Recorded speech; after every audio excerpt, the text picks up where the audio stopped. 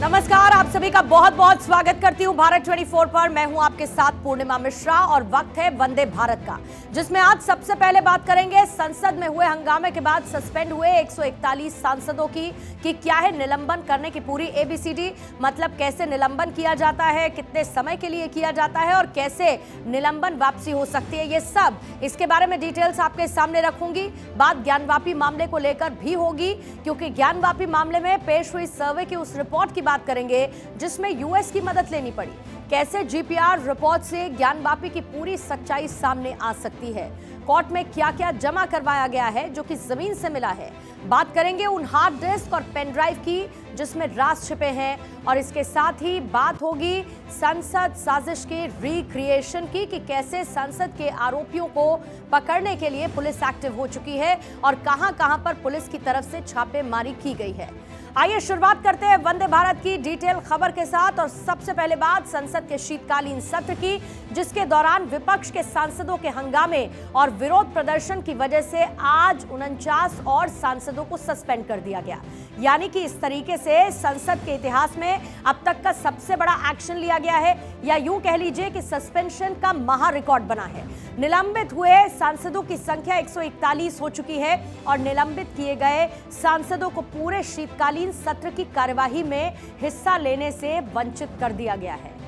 लोकसभा में केंद्रीय मंत्री अर्जुन राम मेघवाल ने विपक्षी सांसदों को निलंबित करने का प्रस्ताव रखा। वो कौन कौन से सांसद हैं जिनको निलंबित किया गया, सबसे पहले उनकी एक झलक इस तस्वीर के जरिए आप देख लीजिए। इसमें वो तमाम चेहरे आपको नजर आएंगे जिसमें शामिल कौन कौन है। लोकसभा और राज्यसभा में जहां ये निलंबन की कार्रवाई हुई है, इसमें आपको सुप्रिया सुले नजर आएंगी। बहुत सारी तस्वीरें हैं, इसलिए इनको जानकारी के साथ साथ तस्वीरों पर नजर डालते चलिएगा। सुप्रिया सुले हैं, मनीष तिवारी, इसके साथ साथ शशि थरूर हैं, साथ ही मोहम्मद फैजल हैं, कार्ति चिदम्बरम है, सुदीप बंदोपाध्याय, डिंपल यादव, दानिश अली। ये वो तस्वीरें कुछ मैंने आपको दिखाई। और इसके साथ ही कई ऐसे विपक्षी सांसद थे जिनको संसद के बचे हुए शीतकालीन सत्र से, यानी कि साल के आखिर सत्र के लिए निलंबित कर दिया गया है। आज हम क्या करने वाले हैं, आपको सस्पेंशन का पूरा प्रोसेस, यानी कि सस्पेंशन की एबीसीडी क्या होती है, इसको हम आपको बताने वाले हैं कि कैसे निलंबन होता है, आखिर इसके पीछे की वजह क्या है। लेकिन सबसे पहले बात हम ये करेंगे कि आखिर ये जो सस्पेंशन का प्रोसेस है, ये कह लीजिए कि पहली बार जब ऐसा सस्पेंशन देखने को मिला वो कब हुआ। सांसदों के निलंबन का जो पहला मामला है वो 1963 में सामने आया। बहुत पीछे गई हूं मैं, 1963 की मैंने बात की, जब राष्ट्रपति सर्वपल्ली राधाकृष्णन संसद के संयुक्त सत्र को संबोधित कर रहे थे। इस दौरान कुछ सांसदों ने हंगामा करना शुरू कर दिया और उसके बाद सदन से वॉकआउट कर दिया। बाद में इन सांसदों को निलंबित कर दिया गया। फिर इसके बाद 1966 में राज्यसभा से 2 सांसदों को दिन भर की कार्यवाही से निलंबित कर दिया गया था। वो 1 दिन का निलंबन था, लेकिन ये शुरुआत की बात थी। जो कि बड़े पैमाने पर निलंबन हुआ वो टाइम था राजीव गांधी की 400 पार वाली सरकार का। इसको आप ध्यान से सुनिएगा, क्योंकि कहा जाता है कि इतिहास अपने आप को दोहराता है, और आज वैसी ही तस्वीर देखने को मिली है। सांसदों की सबसे बड़ी संख्या में निलंबन की कार्रवाई 1989 में राजीव गांधी सरकार के वक्त हुई थी, जब एक साथ 63 सांसदों को 3 दिन के लिए निलंबित कर दिया गया था। उस वक्त इंदिरा गांधी की हत्या को लेकर ठक्कर कमीशन बनाया गया था और उसकी रिपोर्ट पर हंगामा सदन के भीतर हो रहा था। लेकिन फिलहाल हम बात करेंगे निलंबन प्रोसेस की, कि आखिर सांसदों का निलंबन क्यों किया गया है। दरअसल पिछले हफ्ते संसद सुरक्षा उल्लंघन का विरोध कर रहे थे, और विरोध करते हुए उन्होंने संसदीय कार्यवाही को रोकने की कोशिश की। दोनों ही सदनों में सांसदों की तरफ से हंगामा शुरू हुआ और हंगामे के चलते निलंबित कर दिए गए ये सांसद। और अब तक अगर इसको गिना जाए, नंबर्स सामने रखे जाएं, तो 141 सांसद अभी तक निलंबित किए जा चुके हैं, क्योंकि लोकसभा में विपक्ष गृह मंत्री अमित शाह से बयान देने की मांग कर रहा है। विपक्ष ये कह रहा है कि बाहर बयान देने से बेहतर है कि गृह मंत्री, क्योंकि सदन की कार्रवाई चल रही है, इसीलिए सदन के अंदर आए और संसद की सुरक्षा में जो चूक का मामला है उस पर गृह मंत्री बतौर जिम्मेदारी लेते हुए डिटेल सांसदों के सामने रखे। और इसी की वजह से कुछ सांसदों ने अपनी मांगों वाली तख्तियां लहराई। उसकी कुछ तस्वीरें इस वक्त आपको स्क्रीन पर नजर आ रही हैं। 3 सांसद के जयकुमार, विजय वसंत और अब्दुल खालिक सभी कांग्रेस के सांसद थे जो कि अध्यक्ष के मंच पर चढ़ गए, यानी कि आसन के पास चले गए और इसी के चलते निलंबन का फैसला किया गया है। अब बात इस बात की कि सांसद संसद को रोकते क्यों है, यानी कि उसकी कार्रवाई को रोकते क्यों है। कोई भी पार्टी या फिर गठबंधन विपक्ष में हो, संसद के अंदर सांसदों का हंगामा करने की पुरानी परंपरा हमने और आपने हर किसी ने देखी है। लेकिन सवाल यह है कि आखिर यह हंगामा होता क्यों है। अपने मुद्दे उठाने के लिए सांसदों के पास समय की कमी होती है, क्योंकि हर किसी का समय डेजिग्नेटेड होता है, सुनिश्चित होता है और इसीलिए इनकी तरफ से हंगामा किया जाता है। सरकार से पूछे गए सवाल पर ठीक जवाब न मिलने की वजह से ये सांसद हंगामा करते हैं। किसी काम के लिए सरकार से जल्दी कार्रवाई की मांग को लेकर हंगामा किया जाता है। साथियों पर हुई कार्रवाई के खिलाफ अपना विरोध, अपनी नाराजगी सामने रखने के लिए ये सांसद हंगामा करते हैं। अपने पर्सनल एजेंडे को बढ़ावा देने के कारण भी कई बार हंगामे की तस्वीरें सदन में देखने को मिलती हैं। पिछले 70 सालों में किसी एक दल ने नहीं, सभी दलों ने संसद को बाधित किया है। यह ध्यान रखिएगा कि ये किसी एक पार्टी की बात नहीं, किसी एक सांसद की बात नहीं, बल्कि ये रीति, ये परंपरा विरोध की हमेशा देखने को मिली है। लेकिन अब सवाल ये उठता है कि जब ये सांसद हंगामा करते हैं तो इनके निलंबन को करने की ताकत आखिर किसके पास है। कौन सांसदों को निलंबित कर सकता है, ये बड़ा सवाल है। पीठासीन अधिकारी, मतलब कि जो कुर्सी पर बैठे होते हैं उस कार्रवाई के दौरान। और कौन कर सकता है? लोकसभा के अध्यक्ष और राज्यसभा के अध्यक्ष, यानी कि लोकसभा के अध्यक्ष लोकसभा में मौजूद सांसदों को निलंबित कर सकते हैं और राज्यसभा के अध्यक्ष राज्यसभा में मौजूद सांसदों को निलंबित कर सकते हैं। लेकिन इसके साथ ही विपक्ष ये हो हल्ला कर रहा है कि 141 सांसदों को सस्पेंड कर दिया गया। आखिर क्यों और क्या सस्पेंशन ही एकमात्र तरीका था? इसीलिए नियमों की बात करनी होगी, यानी कि किन नियमों के तहत इन पर कार्रवाई होती है और कैसे सांसदों को निलंबित किया जाता है। लोकसभा में नियम 373, 374 और 374 ए के प्रावधान के मुताबिक और इधर राज्यसभा में नियम 255 और 256 के मुताबिक इन सांसदों पर कार्रवाई की जा सकती है। पीठासीन अधिकारी किसी भी सांसद को गलत आचरण के चलते, यानी कि जो लोकतांत्रिक परंपरा है उसमें गलत व्यवहार के चलते बाहर कर सकते हैं। सांसद काम नहीं करते और कार्रवाई को बाधित करते हैं तो लोकसभा में 374 नियम के मुताबिक और राज्यसभा में 256 नियम के तहत पूरे सत्र के लिए निलंबित किया जा सकता है। यह ताकत दी गई है संविधान के मुताबिक और 1952 से लेकर अब तक नियम एक जैसे ही है। 2001 में लोकसभा अध्यक्ष को और मजबूत करने के लिए नियमों को मजबूत किया गया, उनको और सख्त किया गया और फिर 374 ए के तहत 5 दिन के लिए सस्पेंड करने का सांसदों को लेकर नियम बना। लेकिन इसके साथ साथ महत्वपूर्ण सवाल यह भी उठता है कि आखिर कितने दिनों तक सांसदों को निलंबित किया जा सकता है। तो आपको इसकी जानकारी भी दे देती हूं। छोटे मोटे हंगामे के लिए चेतावनी या फिर फटकार द्वारा दंडित किया जाता है, जैसा कि आपने बीते कई सत्रों में देखा होगा कि कह दिया गया कि शांत हो जाइए और अपने व्यवहार को बनाए रखिए। लेकिन ज्यादा खराब व्यवहार करने पर नियम संख्या 373 के मुताबिक घोर अव्यवस्थित आचरण और इसके आधार पर तुरंत बाहर भेजे जा सकते हैं कोई भी सांसद, उन पर कार्रवाई की जा सकती है। किसी भी संसद सदस्य को ज्यादा से ज्यादा केवल बचे हुए सत्र के लिए निलंबित किया जा सकता है। यह मैक्सिमम लिमिट है।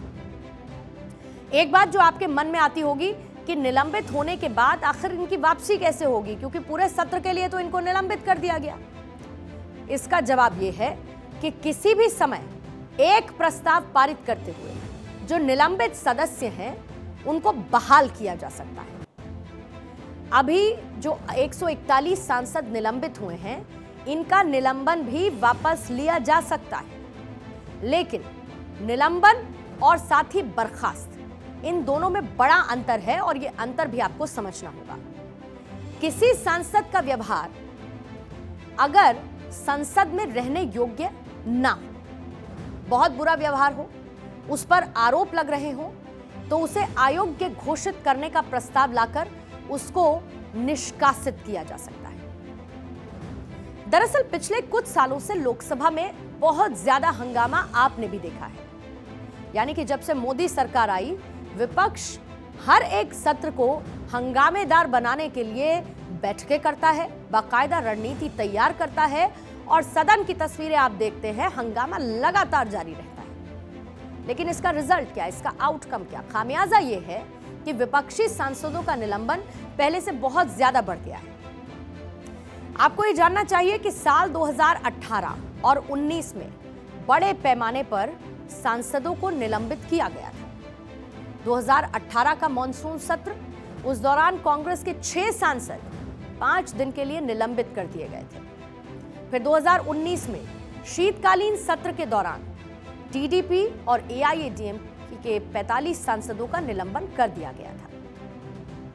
2020 के मॉनसून सत्र के दौरान 8 सांसदों को पूरे सत्र के लिए निलंबित कर दिया गया था। और 2021 का शीतकालीन सत्र, उसके पहले ही दिन राज्यसभा के 12 सांसदों को निलंबन करने की प्रक्रिया देखने को मिली थी।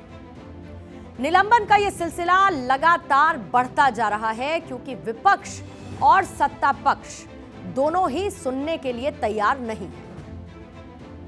सत्ता पक्ष ये कहता है कि सदन को चलाने का जिम्मा केवल सरकार का नहीं है, बल्कि विपक्ष की उसमें बराबर की भागीदारी होनी चाहिए। विपक्ष ये कहता है कि जब विपक्षी सांसदों को आज की सरकार सुनना ही नहीं चाहती, तो उनके पास हंगामा करने के अलावा कोई और तरीका ही नहीं है। लेकिन विपक्ष को यह चाहिए कि हंगामे की बजाय अपनी बात रखे।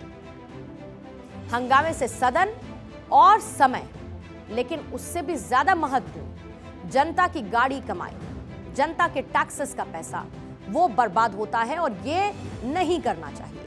क्योंकि हम टैक्स भरते हैं तभी जाकर देश और संसद चलती है, और एक मोटी रकम, हमारी गाड़ी कमाई का एक बड़ा हिस्सा इस संसद की कार्रवाई में खपाया जाता है। और इसको बर्बाद करके नहीं, बल्कि अपना बेस्ट देकर दिखाएं, संसद में चर्चा करें, महत्वपूर्ण बिल को पास किया जाए और लोकहित से जुड़े मुद्दों को सदन के भीतर उठाया जाए। आइए अगली खबर का रुख करते हैं। 2023 का सबसे बड़ा मुद्दा जो कि चर्चा में बना रहा, वो था ज्ञानवापी मस्जिद का विवाद। कल आर्कियोलॉजिकल सर्वे ऑफ इंडिया ने ज्ञानवापी के साइंटिफिक सर्वे की रिपोर्ट जिला अदालत में सबमिट कराई थी, और इसके बाद अगली सुनवाई 21 दिसंबर को किए जाने की घोषणा कर दी गई थी। लेकिन आज हर किसी की नजर इलाहाबाद हाईकोर्ट पर टिकी हुई थी, क्योंकि इलाहाबाद हाईकोर्ट में ज्ञानवापी से जुड़ी हुई 5 याचिकाओं पर सुनवाई चल रही थी। जस्टिस रोहित रंजन अग्रवाल की सिंगल बेंच ने 8 दिसंबर को 5 मामलों में सुनवाई पूरी कर फैसले को सुरक्षित रख लिया था। आज सुबह जस्टिस अग्रवाल ने इन 5 केसेस में अपना फैसला सुनाया और उन्होंने मुस्लिम पक्ष की तरफ से दर्ज कराई गई 5 याचिकाओं को खारिज कर दिया। लेकिन आज हम बात करेंगे वाराणसी के ज्ञानवापी परिसर में वजू स्थल को छोड़कर पूरे परिसर के साइंटिफिक सर्वे की रिपोर्ट की, जो कि जिला जज की टेबल पर पहुंच चुकी है। सर्वे रिपोर्ट में ज्ञानवापी के अंदर की सच्चाई सामने आएगी। एएसआई ने 1000 से ज्यादा पन्नों की इस रिपोर्ट को जिला जज के हवाले कर दिया, सीलबंद लिफाफे के अंदर। लेकिन एएसआई की रिपोर्ट में सबसे बड़ी भूमिका जीपीआर रिपोर्ट की है। आज इसी जीपीआर रिपोर्ट की हम बात करने वाले हैं, लेकिन उससे पहले एएसआई ने कोर्ट में क्या सबमिट किया है ये आपको बता देते हैं। दरअसल कोर्ट में हार्ड कॉपी के अलावा डिजिटल एविडेंस भी सबमिट कराए गए हैं। जिसमें 2 हार्ड डिस्क शामिल हैं, 4 पेन ड्राइव शामिल हैं और इसमें 1000 से अधिक पेज की पीपीटी स्लाइड्स हैं। वीडियो, ऑडियो और फोटोग्राफ्स इसमें शामिल की गई हैं। एएसआई ने एक डिजिटल मैप भी रिपोर्ट में शामिल किया है, डिजिटल नक्शा है वो, और इसी के जरिए ज्ञानवापी का हर एक हिस्से और उसके सर्वे को साफ तौर पर रखा गया है ताकि जो सर्वे रिपोर्ट है वो क्लियर रहे। लेकिन इसमें जो सबसे अहम है वो है जीपीआर की रिपोर्ट, जिसे भारत में नहीं बनाया गया। क्यों नहीं बनाया गया? क्योंकि भारत में अभी 400 मेगाहर्ट्ज से अधिक का ग्राउंड पेनिट्रेटिंग रडार यानी कि जीपीआर सर्वे के उपकरण और उसे देखने सुनने के लिए लैब नहीं है। जमीन के 10 मीटर अंदर के बारे में जानकारी के लिए 500 मेगाहर्ट्ज से ज्यादा के जीपीआर उपकरण की जरूरत होती है और इसके लिए यूएस की एक टीम को सर्वे में शामिल किया गया ताकि वो जीपीआर रिपोर्ट को तैयार करने में मदद कर सके। अमेरिका के जीपीआर सर्वे एक्सपर्ट ने लगभग 30 दिन की मेहनत से जीपीआर रिपोर्ट को तैयार किया है और हैदराबाद के साथ ही यूएस के साइंटिस्ट की टीम ने कई दिनों तक 10 मीटर तक की गहराई का गहन अध्ययन किया है और उसके बाद अमेरिका में 400 से लेकर 900 मेगाहर्ट्ज और उसके साथ ही उससे अधिक रेंज के रडार की मदद से एक रिपोर्ट तैयार कर दी गई है। अब बात हम करते हैं जीपीआर लैब से क्या जानकारी मिली है। ये इंपॉर्टेंट है और इसको आप ध्यान से पढ़ सकते हैं, ये डिटेल्स इस वक्त आ रही है। जीपीआर डिटेक्टर RO900 कंक्रीट, देखिए उससे भी ज्यादा रेंज के रडार की मदद से ये रिपोर्ट बनाई गई है और इसके साथ ही ईंट और मल्टीप्लाई दीवारों के पीछे छिपे हुए डिजाइन की जानकारी मिली है। ऊबड़ खाबड़ जो स्थलाकृति स्थिति है और गहरी दलदली जगह है उसकी जानकारी इससे मिली है। जियोलॉजिक स्ट्रक्चर का जो मुख्य तत्व है वहां पर क्या क्या मौजूद है, फिजिकल और मैकेनिकल एनवायरनमेंट, उसको भी इस रिपोर्ट में शामिल किया गया है। आपको ये जानकारी भी दें कि इस रिपोर्ट को 3 हिस्सों में तैयार किया गया है, जिसमें पहली कॉपी ऊपरी हिस्सों में दिखने वाली आकृतियों की है, यानी कि दिख क्या रहा है, सामने विजिबल क्या है, उसमें उस स्थल की बनावट है, काल और समय आदि की पूरी डिटेल है। जो दूसरी रिपोर्ट है उसमें जमीन के अंदर की जीपीआर सर्वे की डिटेल्स हैं और जो तीसरी रिपोर्ट है उसमें वीडियो फोटोग्राफी को उस जगह के साथ साथ मार्क कर दिया गया है। जीपीआर रिपोर्ट में कई मशीनों का इस्तेमाल किया गया है, जैसे कि डायल टेस्ट इंडिकेटर उसको लगाया गया, डेप्थ माइक्रोमीटर से भी अलग अलग हिस्सों की माप की गई है। Combination set vernier bevel protractor से परिसर में हुए निर्माण की बनावट कलाकृतियों की जांच की गई है। बहरहाल ये सब कुछ सामने आया है और जाहिर है कि जब अब टेबल कर दी गई है रिपोर्ट, तो उस रिपोर्ट के बाद क्या सामने आता है उसकी डिटेल्स आगे देखने को मिलेंगी। इसी बीच में एक बड़ी खबर की जानकारी मिल रही है, जल्दी से उसकी जानकारी आपको दे देते हैं। और इस वक्त की बड़ी खबर यह है कि नीतीश ने सभी सांसदों को बुलाया है। सांसदों के साथ नीतीश बैठक करने वाले। देखिए आज ही इंडिया गठबंधन की बैठक हुई थी, सीट शेयरिंग फॉर्मूला क्या होना चाहिए इसको लेकर चर्चा की गई थी और पीएम उम्मीदवार के फैसले पर भी मंथन हुआ। खबर क्या मिल रही है, जल्दी से आपको खबर बता देते हैं। नीतीश ने सभी सांसदों को बुलाया।